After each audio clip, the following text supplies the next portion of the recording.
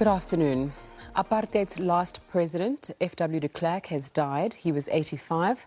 De Klerk was not well for some time. He was deputy president in the Government of National Unity post the 1994 elections. His foundation says he died peacefully at home in Fresnay earlier today following his struggle with cancer. Frederick Willem de Klerk was born on the 18th of March 1936.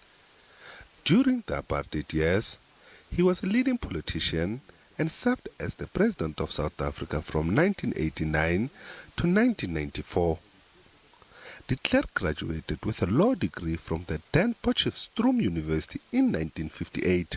He went on to practice law in Vereeniging in the former Transvaal. From 1978, he served in various cabinet posts as Minister of Post and Telecommunications, Minister of Social Welfare, and Minister of Pension under the former Prime Minister John Vorster.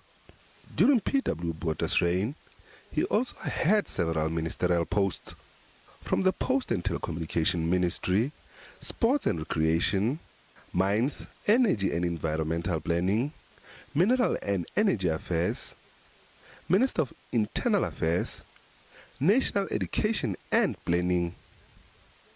As Minister of Education, de Klerk backed the objective of segregated universities.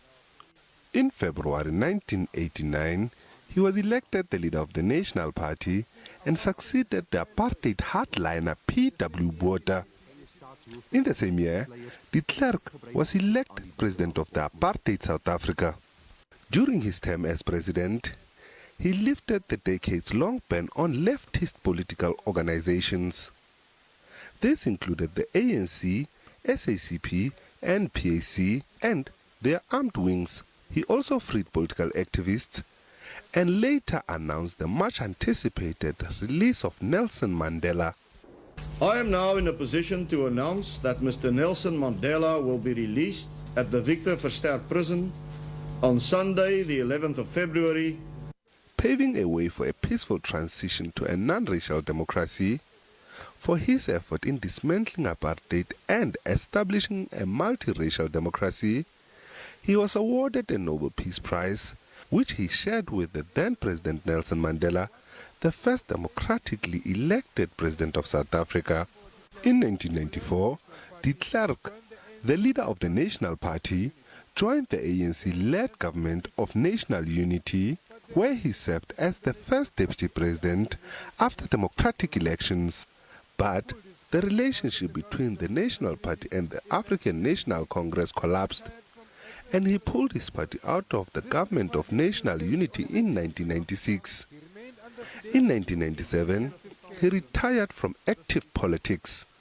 On the 6th of May 1997, de Klerk appeared before the then Truth and Reconciliation Commission. In his apology, he said apartheid was wrong and had consequences that were morally indefensible. He also accepted the responsibility for the action of apartheid government under his leadership. it has now become clear that certain elements misused state funds and were involved in unauthorized operations leading to abuses and violation of human rights. While applauded by the international community for what was deemed as a brave decision, de Klerk was criticized by many. Black people were outraged by his failure to curb political violence, and right-wing Afrikaners viewed him as a traitor to the cause of white supremacy. As the country still grapples with the challenges left by the apartheid system, honoring his role has led to a fierce debate and adding fuel to the fire.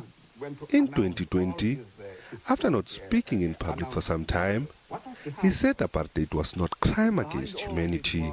But there's a difference between calling something a crime.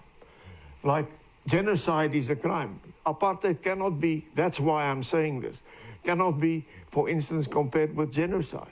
For some, these comments by F.W. de Klerk reopened old wounds. It is incorrect for you to have extended an invitation to de Klerk, because de Klerk is a murderer. De Klerk has got blood on his hands. The people of Boipatong are turning in their graves. And de Klerk said that apartheid was not crime against humanity. Is an unrepentant apologist of apartheid who is not willing to accept that apartheid was crime against humanity. Meanwhile, many still have conflicting views on whether F.W. de Klerk should be remembered as the hero for his role in the democratization of South Africa or as the last president of the brutal apartheid government which took the lives of many black South Africans. Nhlanhla Kgatlana, SABC News, Johannesburg.